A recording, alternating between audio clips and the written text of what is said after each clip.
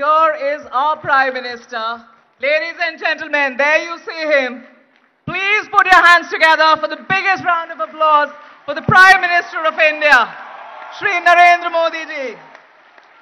We are very immensely grateful to the Prime Minister for having taken out time and gracing our summit at the ABP. We are welcoming the Prime Minister with the loudest applause. All of you please, one more time for the Prime Minister.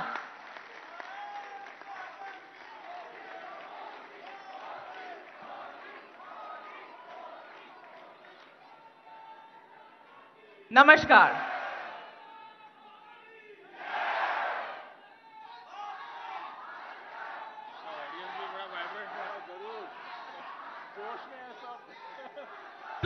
Please बैठ जाइए.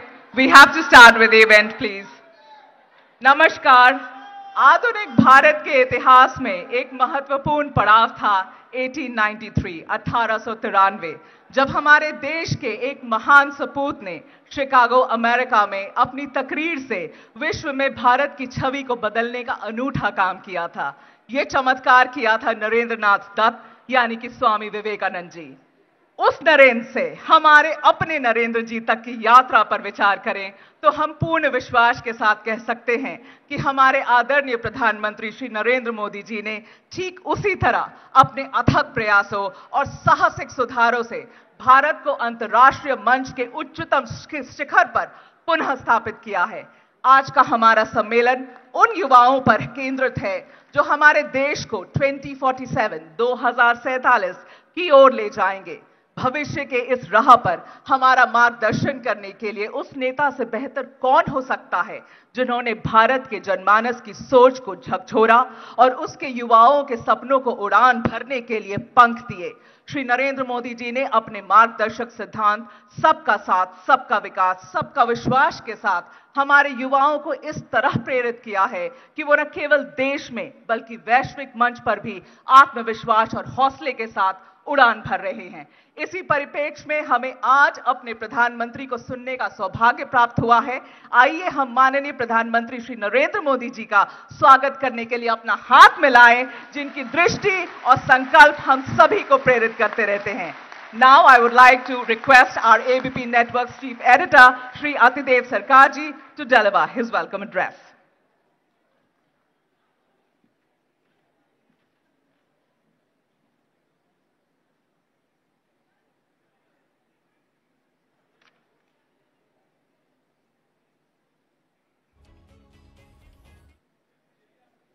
Honorable Prime Minister, I welcome you to India 2047. We are deeply grateful for your presence. Prime Minister, your goal for 2047 is clear. India must become a developed country within 100 years of independence. As a country, we must answer some questions. How will our economy grow fast enough for such a long time? How can the youth and women of our country fulfill their dreams? How will we ensure enough water for all? When will our nation be safe from terrorism? And amid polarization, how do we bring unity? Our country has the talent, natural resources, and resolve.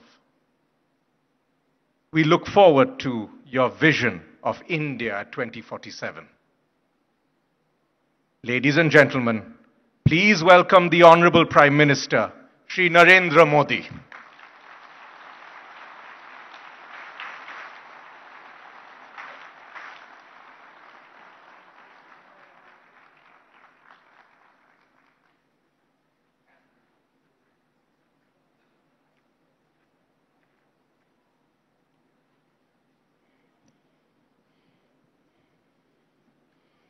नमस्कार.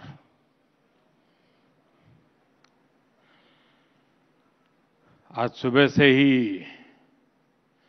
भारत मंडपम का ये मंच एक जीवंत platform बना हुआ है। अभी मेरा आपकी टीम से मिलने का मुझे मौका मिला कुछ मिनट के लिए। ये समिट बहुत विविधता से भरी रही है। अनेक महानुभावों ने इस समिट में रंग भरे हैं। मुझे विश्वास है आप सभी का भी अनुभव बहुत ही अच्छा रहा होगा। इस समिट में बहुत बड़ी संख्या में युवाओं और महिलाओं की उपस्थिति ये अपने आप में शायद उसका यूनिकनेस बन गया है। खासतौर पे हमारी ड्रोन दीदियों ने, लखपति दीदियों ने जो अपने अनुभव साझा किए, जब मैं इन सब एंकर से मिला अभी, मैं देख रहा था इतने उमंग से वो अपना अनुभव बता रही थी। उनके एक एक डायलॉग उनको याद थे। यानी अपने आप में ये बड़ा प्रेरित करने वाला अवसर रहा है। साथियों, ये उस बदलते भारत का प्रतिबिंब है जो हर क्षेत्र में अपनी आवाज बुलंद कर रहा है। इस बदलते भारत का सबसे बड़ा सपना है 2047 तक विकसित भारत।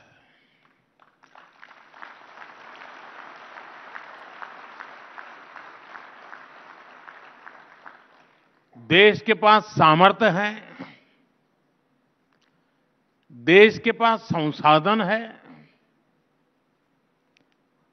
और देश के पास इच्छा शक्ति भी है। स्वामी विवेकानंद जी कहते थे, उठो जागो और तब तक नहीं रुको जब तक अपना लक्ष्य प्राप्त न कर लो। आज वही भावना मैं हर देशवासी में देख रहा हूं। विकसित भारत के लक्ष्य की प्राप्ति में ऐसे मंथन, ऐसी चर्चाएं और उसमें भी युवाओं की भागीदारी, इसकी बहुत बड़ी भूमिका है। आपने इतनी शानदार समिट का आयोजन किया और इसके लिए मैं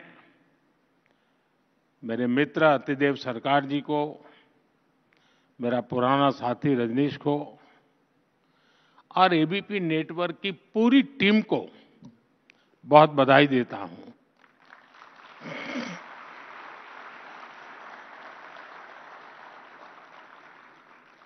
साथियों, आज भारत के लिए एक ऐतिहासिक दिन है।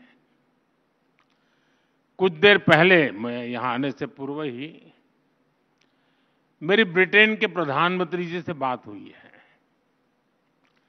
और मुझे ये बताते हुए खुशी है कि India UK free trade agreement अब फाइनल हो चुका है।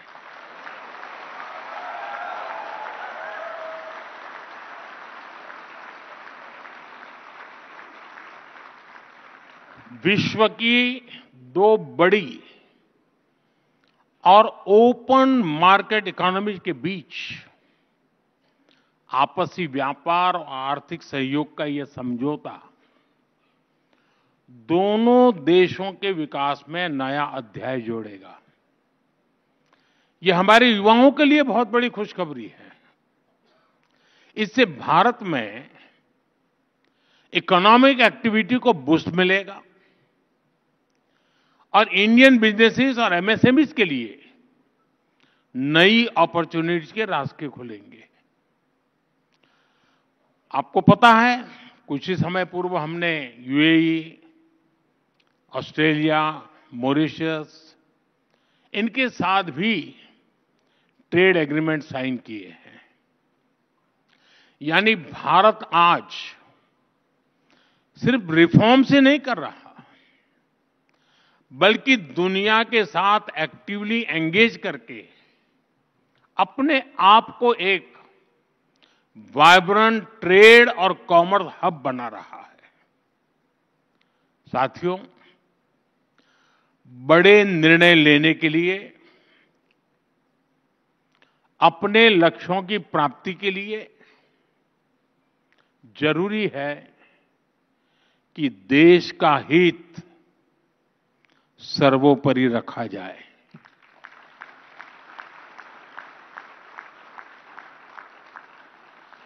देश के सामर्थ्य पर भरोसा किया जाए। लेकिन दुर्भाग्य से हमारे देश में दशकों तक एक विपरीत धारा बही और देश ने इसका बहुत नुकसान उठाया। एक दौर था जब कोई भी बड़ा फैसला लेने से पहले, कोई बड़ा कदम उठाने से पहले ये सोचा जाता था कि दुनिया क्या सोचेगी, वोट मिलेगा या नहीं मिलेगा, कुर्सी बचेगी कि नहीं बचेगी, कहीं वोट बैंक छिटकेगा तो नहीं। भांति भांति के स्वार्थों के कारण बड़े फैसले, बड़े रिफॉर्म्स टलते ही जा रहे थे। साथियों, कोई भी देश ऐसे आगे नहीं बढ़ सकता है। देश तो तब आगे बढ़ता है जब फैसलों की एकमात्र कसौटी हो नेशन फर्स्ट, राष्ट्र प्रथम। बीते एक दशक में भारत इसी नीति को लेकर चला है और आज हम इसके परिणाम भी देख रहे हैं। साथियों, पिछले 10-11 साल में हमारी सरकार ने एक के बाद एक ऐसे निर्णय लिए हैं जो दशकों से लटके, अटके और भटके हुए थे, जो राजनीतिक इच्छा शक्ति के अभाव में डिब्बों में बंद हो गए थे। अब जैसे एक उदाहरण हमारे बैंकिंग सेक्टर का है। बैंकिंग सेक्टर जो इकोनॉमी की रीढ़ होता है, पहले ऐसी कोई समिट नहीं होती थी जो बैंकों के घाटे पर बात किए बिना पूरी होती हो। और वाकई 2014 से पहले हमारे देश में बैंक पूरी तरह बर्बाद होने के कगार पर थे। अब आज क्या स्थिति है? आज भारत का बैंकिंग सेक्टर दुनिया के सबसे मजबूत सिस्टम में से एक है। हमारे बैंक रिकॉर्ड प्रॉफिट में है और डिपॉजिटर्स को इसका फायदा मिल रहा है। ये इसलिए हुआ क्योंकि हमारी सरकार ने बैंकिंग सेक्टर में लगातार रिफॉर्म्स किए, देश हित में छोटे बैंकों का मर्जर किया, उनका सामर्थ्य बढ़ाया। आपको एयर इंडिया की पुरानी हालत भी याद होगी। एयर इंडिया डूब रही थी। हर वर्ष देश के हजारों करोड़ रुपए डूब रहे थे, लेकिन फिर भी पहले की सरकार फैसला लेने से डरती थी। हमने फैसला लिया और देश को लगातार हो रहे नुकसान से बचाया। क्यों? क्योंकि हमारे लिए देश हित सर्वोपरि है।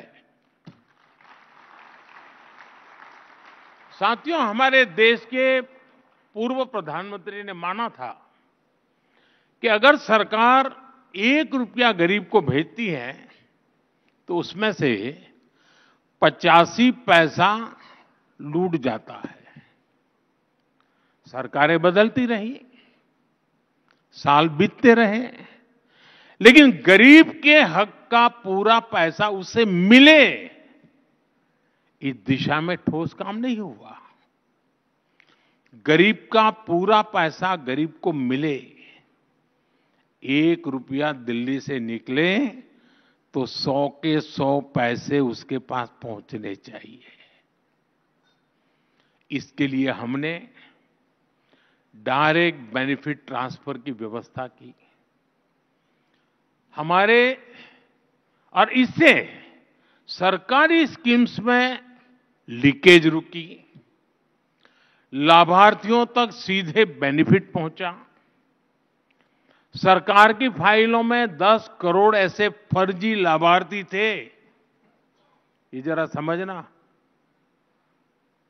10 करोड़ ऐसे फर्जी लाभार्थी थे जिनका कभी जन्म भी नहीं हुआ था और उन्हें पूरे ठाठ से सारी सुविधाएं मिल रही थी। 10 करोड़। पहले वाले यही सिस्टम बनाकर गए थे। हमारी सरकार ने इन 10 करोड़ फर्जी नामों को सिस्टम से हटाया और डीबीटी के माध्यम से सीधा पूरा का पूरा पैसा गरीबों के बैंक खातों में भेजा। इससे 3.5 लाख करोड़ रुपए से ज्यादा, 3.5 लाख करोड़ रुपए से ज्यादा गलत हाथों में जाने से बचा है।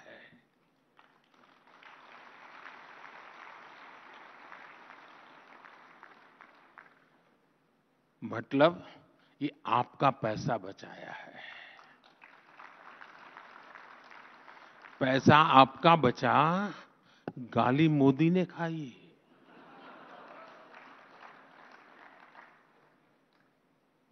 साथियों, आप 1 रैंक 1 पेंशन का मामला ही देखिए। ये अनेक दशकों से लटका हुआ था। पहले ये तर्क देकर इसको ठुकराया जाता था कि इससे सरकारी खजाने पर बोझ पड़ेगा। हमारी सरकार ने देश की रक्षा के लिए जीवन खपाने वालों के हित को सर्वोपरि रखा। आज ओआरओपी से लाखों लाख सैनिक परिवारों का फायदा हो रहा है। अब तक हमारी सरकार ओआरओपी के 1.25 लाख करोड़ रुपए से ज्यादा पूर्व फौजियों को दे चुकी है। साथियों, देश में गरीब परिवारों को भी आरक्षण मिले, इसको लेकर भी दशकों तक सिर्फ बातें हुई। इसको लागू करने का निर्णय हमारी सरकार ने किया। लोकसभा और विधानसभा में महिलाओं को 33% आरक्षण के मामले में क्या क्या होता रहा, ये भी देश ने पूरी तरह देखा है।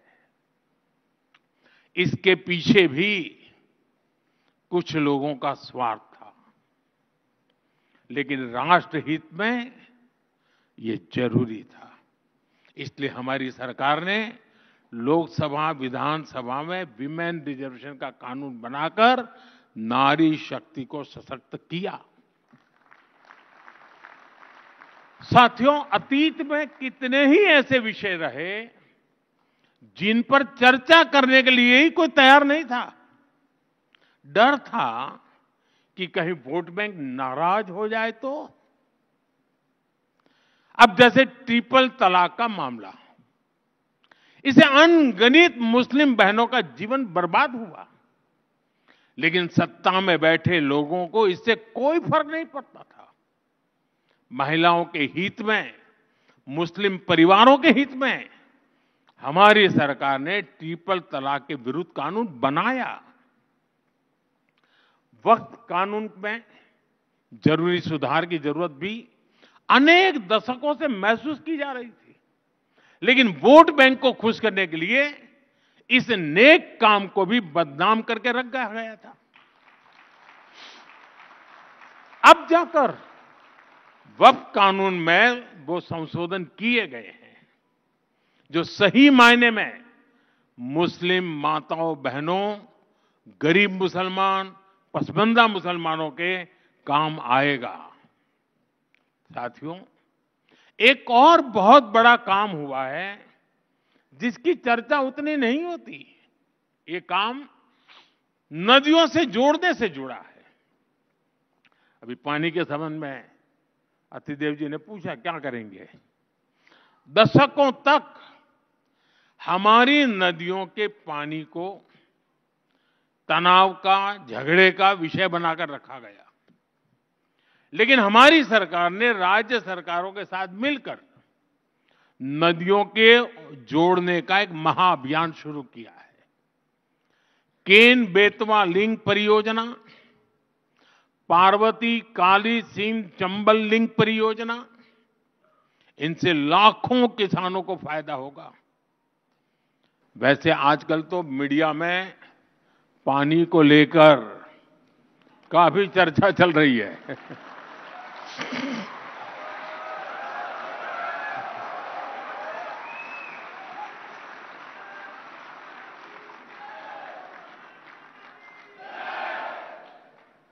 आप बहुत जल्दी समझ जाते हैं।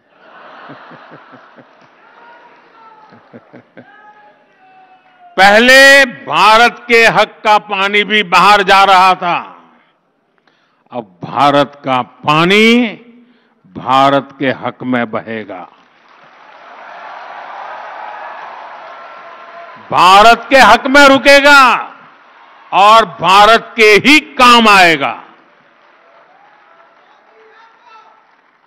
साथियों, अक्सर लोग इस बात को दोहराते हैं कि इतने दशकों बाद संसद की नई इमारत का निर्माण हुआ, लेकिन एक बात पर चर्चा नहीं होती कि दशकों के इंतजार के बाद हमारी सरकार ने ही यहां दिल्ली में डॉक्टर बाबा साहब आंबेडकर नेशनल मेमोरियल भी बनाया।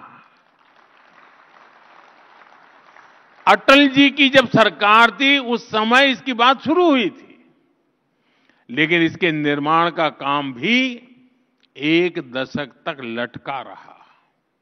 हमारी सरकार ने इसको तो पूरा किया ही, देश और दुनिया में बाबा साहब से जुड़े प्रमुख स्थलों को पंच तीर्थ के रूप में विकसित किया है।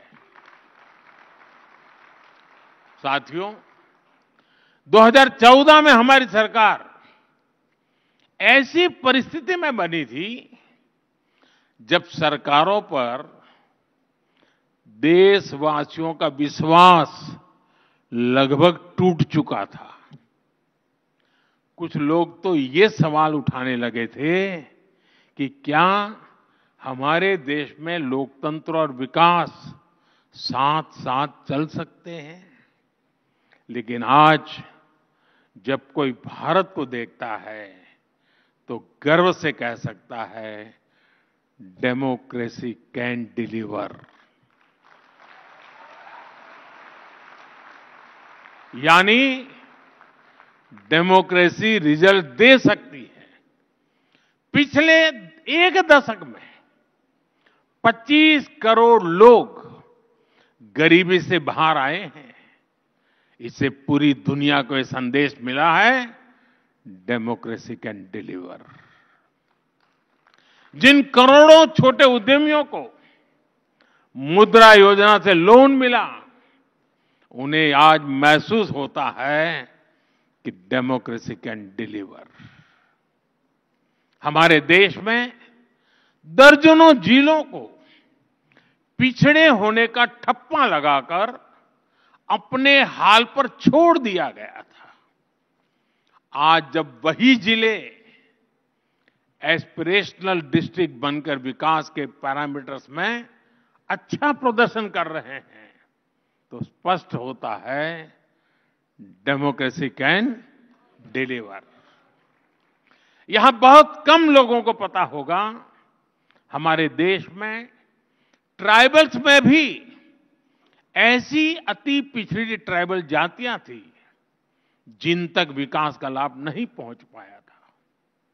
आज जब पीएम जनमन योजना से इन जातियों तक सरकारी सुविधा पहुंची है, तो उन्हें भी भरोसा हुआ है कि डेमोक्रेसी कैन डिलीवर। देश का विकास, देश के संसाधन आखिरी व्यक्ति तक बिना किसी भेदभाव पहुंचे, लोकतंत्र का असली अर्थ, असली उद्देश्य यही है और हमारी सरकार यही कर रही है। साथियों, आज एक ऐसे भारत का निर्माण हो रहा है जिसके विकास की गति तेज हो, और वो भारत सोच से, संकल्प से और संवेदना से भी समृद्ध हो।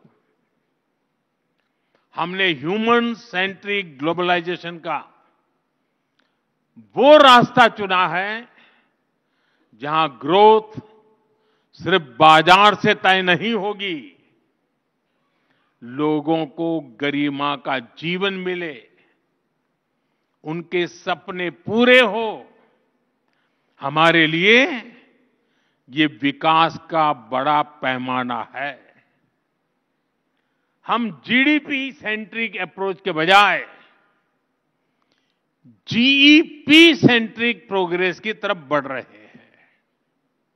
और जब मैं जीईपी कहता हूं तो इसका अर्थ है gross empowerment of people, GEP, मतलब सबका सशक्तिकरण।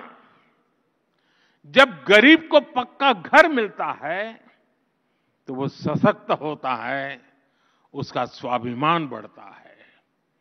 जब गरीब के घर में शौचालय बनता है तो उसे खुले में शौच के अपमान और पीड़ा से मुक्ति मिलती है। जब आयुष्मान भारत योजना से गरीब को 5 लाख रुपए तक का मुफ्त इलाज मिलता है तो उसके जीवन की बहुत बड़ी चिंता कम होती है। ऐसे अनेक उदाहरण हैं जो संवेदनशील विकास के रास्ते को मजबूत कर रहे हैं, देश की जनता को एम्पावर कर रहे हैं। साथियों, अभी कुछ दिनों पहले सिविल सर्विस डे के दौरान मैंने नागरिक देवो भव इस मंत्र की बात कही थी। यह हमारी सरकार का मूल विचार है। हम जनता में जनार्दन देखने वाले लोग हैं। पहले सरकार में माई बाप कल्चर हावी होता, अब जनता की सेवा की भावना ही उसी को लेकर काम होता है। सरकार खुद नागरिक तक सेवा पहुंचाने की पहल करती है। यहां बहुत से नौजवान साथी हैं। आजकल तो आप हर फॉर्म ऑनलाइन भरते हैं। एक समय था जब अपने ही डॉक्यूमेंट्स को अटेस्ट कराने के लिए सरकारी दफ्तरों के चक्कर काटने पड़ते थे। अब आप वही सारे काम सेल्फ अटेस्ट करके भी कर सकते हैं। साथियों, ऐसी ही पुरानी व्यवस्था सीनियर सिटीजन्स के लिए थी। बुजुर्ग लोगों को हर साल खुद के जीवित होने का प्रमाण देने के लिए अपने पुराने ऑफिस जाना पड़ता था और जाके कहना पड़ता मैं जिंदा हूं, या फिर बैंक में जाकर बताना पड़ता था कि मैं जीवित हूं, मुझे पैसे मिलने चाहिए। हमने इसका समाधान निकाला। अब सीनियर सिटीजन कहीं से भी डिजिटली अपना जीवन प्रमाण पत्र दे सकते हैं। बिजली कनेक्शन लेना हो, पानी का नल लगवाना हो, बिल जमा करना हो, गैस बुक करानी हो और यहां तक कि गैस सिलेंडर की डिलीवरी लेनी हो, उसके लिए भी बार बार कहना पड़ता था। कई लोग छुट्टी लेकर ये सारा काम, नौकरी में तो एक दिन छुट्टी रखनी पड़ती है अपने इन कामों के लिए। अब देश में व्यवस्था बदली है, ऐसे ढेर सारे काम अब ऑनलाइन हो जाते हैं। हम लगातार ये कोशिश कर रहे हैं कि हर वो इंटरफेस जहां लोगों को सरकार से कोई इंटरेक्शन करना हो, जैसे पासपोर्ट का काम हो, टैक्स रिफंड का काम हो, ऐसे हर काम सिंपल, फास्ट और एफिशिएंट है। यही नागरिक देवो भव, इसका उस मंत्र का उद्देश्य है। और इसी भाव पर चलते हुए हम 2047 के विकसित भारत की नींव को मजबूत कर रहे हैं। साथियों, भारत आज अपनी परंपरा और प्रगति को एक साथ लेकर चल रहा है। विकास भी, विरासत भी, ये हमारा मंत्र है। ट्रेडिशन और टेक्नोलॉजी कैसे एक साथ थ्राइव करती है, ये हम भारत में देख रहे हैं। आज हम डिजिटल ट्रांजैक्शन में दुनिया में टॉप के देशों में हैं और साथ ही हम योग और आयुर्वेद के ट्रेडिशन को भी पूरी दुनिया में ले जा रहे हैं। आज दुनिया भारत में निवेश करने के लिए उत्सुक है। बीते एक दशक में रिकॉर्ड एफडीआई भारत में आया है और साथ ही चोरी की गई कलाकृतियां और दूसरा सामान भी रिकॉर्ड संख्या में भारत आ रहा है। आज भारत दुनिया का दूसरा सबसे बड़ा फोन निर्माता है और साथ ही हम मिलेट जैसे सुपर फूड के उत्पादन में भी सबसे आगे हैं। सूर्य मंदिर वाले भारत ने सोलर एनर्जी के प्रोडक्शन में भी 100 गीगावाट की कैपेसिटी हासिल कर ली है। साथियों, प्रगति के लिए जरूरी नहीं है कि हम अपनी संस्कृति या अपनी जड़ों को छोड़ दें। जितनी गहराई से हम अपनी जड़ों से जुड़ेंगे, आधुनिकता के साथ हमारा जुड़ाव भी उतना ही मजबूत होगा। हम हजारों वर्षों की अपनी विरासत को आने वाले हजारों वर्षों के लिए भारत की ताकत बना रहे हैं। साथियों, 2047 तक विकसित भारत की इस यात्रा में हर कदम का अपना महत्व है और कई बार कुछ लोगों को इस बात का अंदाजा भी नहीं होता कि सरकार जो निर्णय आज ले रही है उसका मल्टीप्लायर इफेक्ट कितना बड़ा होगा, कितना दूरगामी होगा। मैं आपको एक ही सेक्टर का, मीडिया और कंटेंट क्रिएशन का उदाहरण दूंगा। आप याद कीजिए, 10 साल पहले जब मैं डिजिटल इंडिया की बात करता था, तब कई लोग बहुत सारी आशंकाएं व्यक्त करते थे। लेकिन आज डिजिटल इंडिया हमारे जीवन का एक सहज हिस्सा हो चुका है।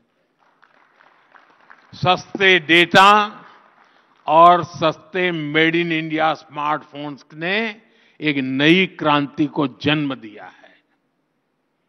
डिजिटल इंडिया से कैसे ईज ऑफ लिविंग बढ़ी है, ये हम सब देख रहे हैं।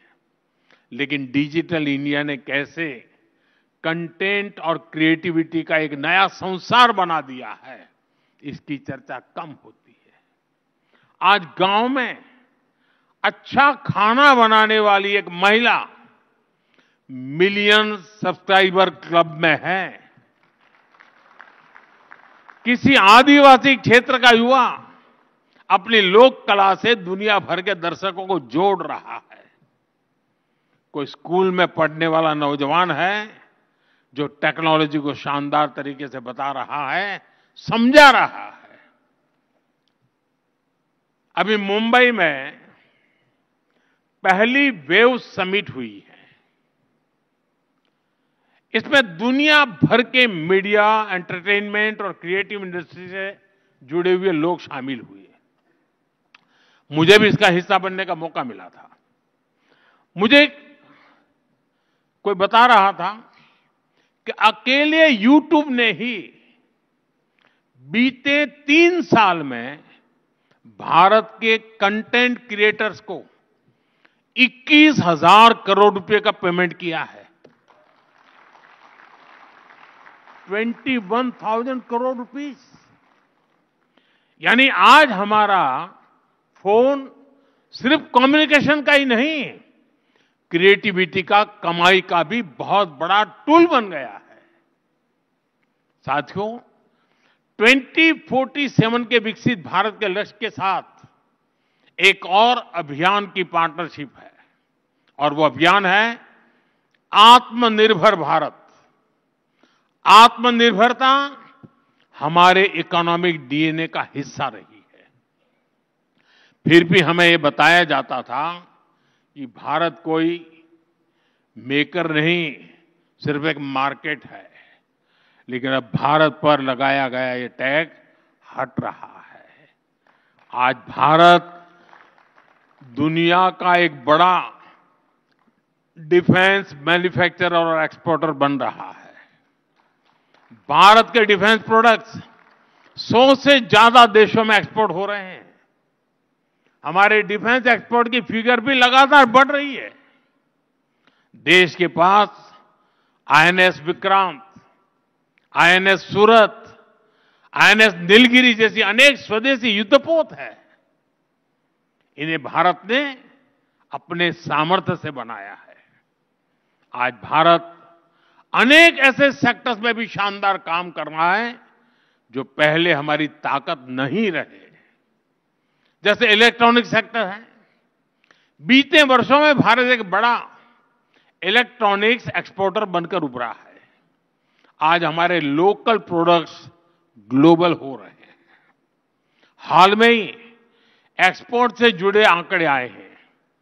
भारत का एक्सपोर्ट बीते वर्ष करीब $825 बिलियन के रिकॉर्ड स्तर पर पहुंच गया है।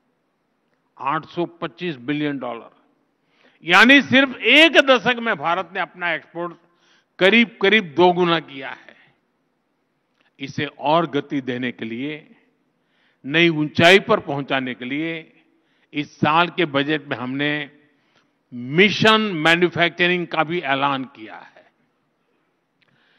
मैन्युफैक्चरिंग की ये ताकत भारत के लोगों की पहचान, क्रिएटर्स, इनोवेटर्स और डिसरप्टर्स के रूप में आज दुनिया में उसकी एक पसंद बना रही है। साथियों, ये दशक आने वाली सदियों के लिए भारत की दिशा तय करने वाला है। ये देश का नया भाग्य लिखने का कालखंड है। ये स्पिरिट मैं देश के हर नागरिक में देख रहा हूं। देश के हर संस्थान, हर सेक्टर में देख रहा हूं। इस समिट के दौरान भी यहां जो चर्चा हुई है उसमें भी हमने यही महसूस किया है। मैं एक बार फिर एबीपी नेटवर्क को इस समिट के लिए बहुत बहुत बधाई देता हूं और मुझे भी, क्योंकि अब देर रात होने वाली है, फिर भी आप इतनी बड़ी तादाद में यहां मौजूद हैं, ये भी अपने आप में उज्जवल भविष्य की निशानी है।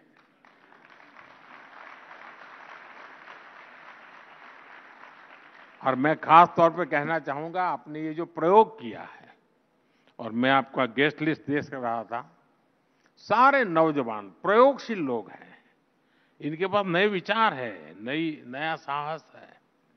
देश ने जितना भी सुना होगा उनको उनका आत्मविश्वास पैदा हुआ होगा, अच्छा हमारे देश में ये ताकत पड़ी है। तो आपने एक बहुत बड़ा काम किया है, अच्छा काम किया है, और इसके लिए आप अभिनंदन के अधिकारी हैं। बहुत बहुत धन्यवाद। नमस्कार।